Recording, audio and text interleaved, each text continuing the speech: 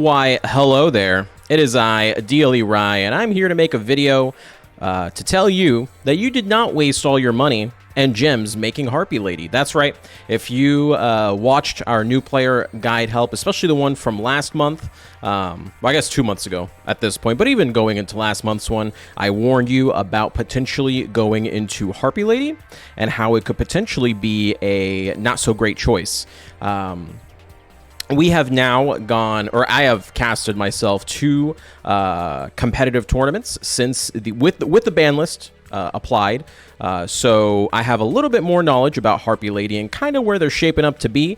And I just kind of wanted to quickly go over that and talk about how you can save your investment for Harpie Lady if you are a free-to-play player. And when you were making the new player guide deck, you went the Harpie route and not the Gaia route. Now, as you can see, 30 card Harpie does seem to be the way to go post-ban list. This right here is the list that won Battle Phase. This won first place on December 1st, Battle Phase Wednesday. So I'll show you guys, I'll go over each card and how it kind of functions in this variant of the build. And then we will also go over some replacement cards if you don't have all the cards that are listed on here. As always, like, comment, subscribe. Let us know that this is the type of content that you enjoy. Leave a comment down below as well, letting me know if you did or did not follow the Harpie route for the new player guide. All the things, whenever you guys interact with YouTube, that's what helps us get into the algorithm and gets our videos out there and makes DLE bigger. All right, getting into this, I'm not going to go super in depth on this because we do have a how to play Harpie guide, and a lot of these cards do repeat. So I'm really only going to go over the new cards and explain why certain things happen. But all the ones that we should know at this point, those can all be, those you can go watch the original videos. I'll link them down in the description. On how to play Harpie Lady. But we'll just quickly go over it. Oracle is how you revive Harpie's Hunting Ground, as well as your other Harpie cards, especially your Elegant Egotist, your Feather Rest, etc. Harpie's Channeler, this is the one where you discard a Harpie card to summon another Harpie from the grave, from the deck, I'm sorry. Really, really good. Harpie's Harpist, this is one that you usually didn't play at all, or if you did play it, you played it out one copy. This one, when it goes into the graveyard, you basically get to search a Harpie card, which will usually be a Harpie monster, which is really good in the 30 card variant because the 30 card variant likes to discard a lot since you'll have a lot of resources to go with. So definitely want to try and play this at 3. I unfortunately don't have 3, so I'm rocking the 1. But if you have 3, which all comes with the original Harpie box, definitely toss them in there. Perfumer, you can have Perfumer at 2. You can play it at 3 if you have 3 as well, but this deck, you know, again, with how many searches you're going to be having, you don't necessarily need it at 3, but if you have it in there, toss it in there. I'm playing this. He was playing the Cyber Harpie Lady. You can, of course, play Harpie Lady 1 to boost your attacks. Mystical Space Typhoon, fantastic staple that you should have in your arsenal. You can get it with your dream tickets. Book of Moon is now officially out. No excuse not to have this card at 3, but again, we'll talk about replacements because you can see on my main account, I only have 1 Book of Moon. I only got Book of Moon on my ult for whatever reason.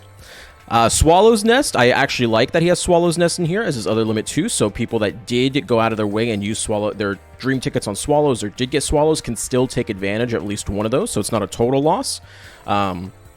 Hysteric Sign, this one is what really makes this deck good. If this gets discarded from your hand or if it gets destroyed on the field before activating its effect, its normal effect when you use it is you get to add an Elegant Egotist from your deck or your graveyard to your hand, which is already a powerful effect in its own. But if this gets sent to the graveyard, so if you discard it or if you did not get the search effect that turn, right? So you get the search effect the next turn, you pop this, it's destroyed on the field.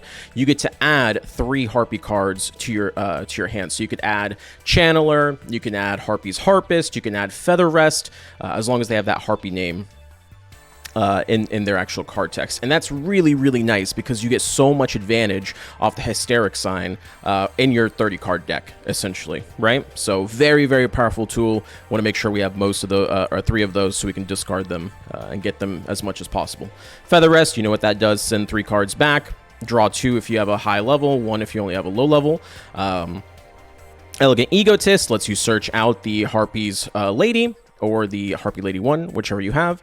And then pretty much a whole bunch of staples. Heat Plate, the Fiendish Chain, the Floodgate. Karma Cut is really, really good, so you can discard the Hysteric Sign or the Harpie Harpist. Both give you searches if you discard them.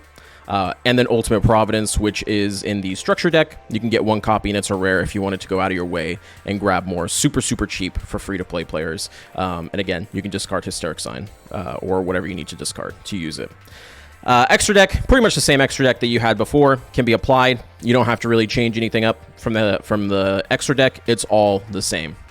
Now, you might be saying, Rai, there's quite a few URs in here, and I don't exactly have all of these. What are some good replacements? Let me show you some good replacements. That is a fantastic question.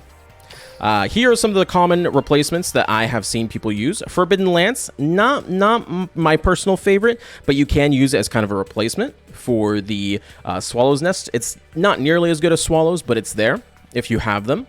Neos Fusion is fantastic. Neos Fusion can send away the Harpie's Harpist to the graveyard from your deck. Of course, you'll have to play the full Neos engine, but it could really get you going if you're stuck in a bad position.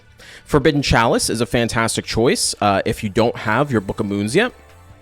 You could easily just go in and get your chalices.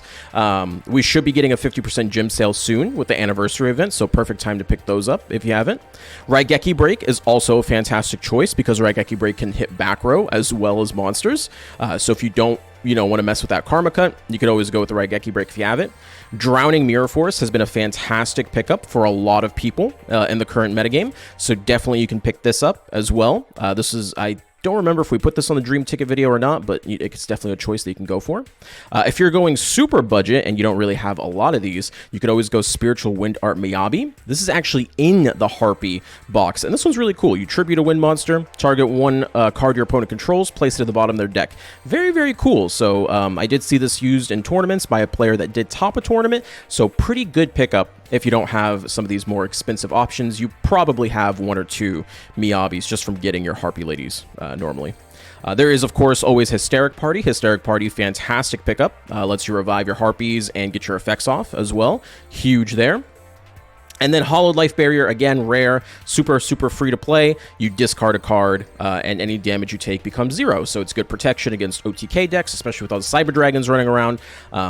And, of course, it would help you discard Hysteric Party and really get your engine going. All right, and now I've got 2 replays to show you guys to kind of see how good this deck can do post ban list. This is all post ban list right here. So starting off, we are going against DDD. I do kind of open kind of weird. I don't want to play my Harpie's Oracle because I don't want to pop my own back row. So we're just going to set up Ultimate Providence. That way we have a counter trap if we really need it. We can counter trap a spell or a trap. If we do the spell, we get Hysteric Sign and get huge advantage if we need to. He ends up T-setting, so not doing too much. We end up going for the Harpie's Oracle to pop the back row. The back row does end up being Dark Contract to the Witch. Now, the Ultimate Providence, I can discard any type to negate a type. So if it's a trap, I can discard a trap card and negate it. So that's perfect. Because otherwise he would have popped my Harpie's Hunting Ground and he would have permanently had this Dark Contract to the Witch, which would have made the duel significantly harder. So I go ahead, I discard it, we pop the Dark Contract, that's all fine. I am actually going to use the Hysteric Sign here to add the Elegant Egotist. And I considered going into my Synchro, but I figured I would actually wait on my Synchro. Because right now, if I pop the Hysteric with the Hunting Ground, I won't get the Search since I got the Elegant already. So I do have to wait out a little bit. So I just end up swinging with my 2 monsters, hoping for the best, essentially, here. You know, we did just... take down his Contract to the Witch, which is a lot of the power in this matchup, right, against these 2 decks. He ends up getting another DD Night Howl, so he goes all the way into his Alexander, playing a crazy Supreme King Castle, which is pretty insane. So he gets a huge hit off on me. But this is pretty much it from here, because now I top deck the Perfumer.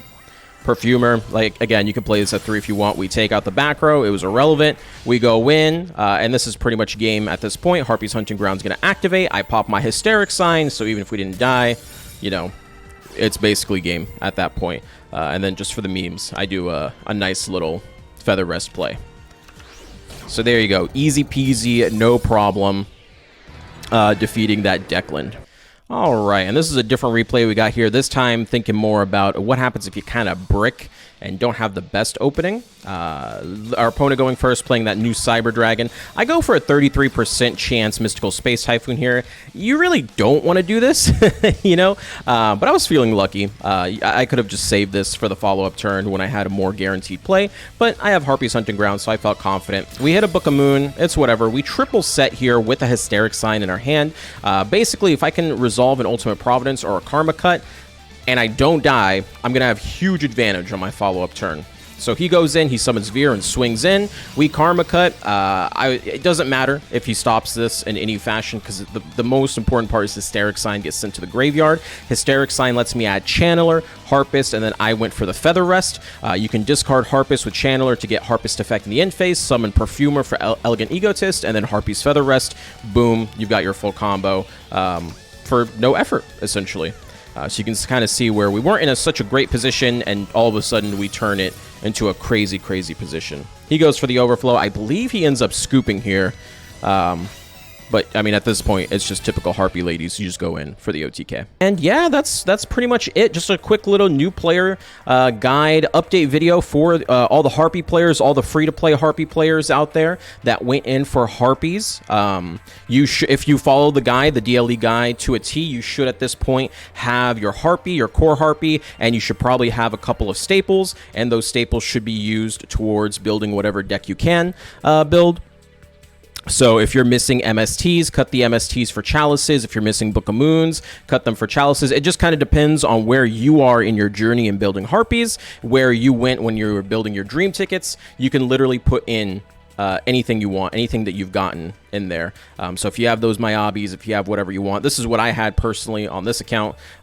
This is all obtainable free to play if you follow the DLE guide. If you haven't, definitely go check out the DLE guide. It's very, very good for figuring out how to go through the game, because it focuses a lot on getting these staple cards. So when your deck does inevitably get hit, just like Harpies were hit, you can replace the hits with staple cards and continue playing that deck, continue grinding your gems to build whatever deck you're looking for. Hope you guys enjoyed the video. Have a fantastic time, and I'll see you in the next one. Peace out, boys.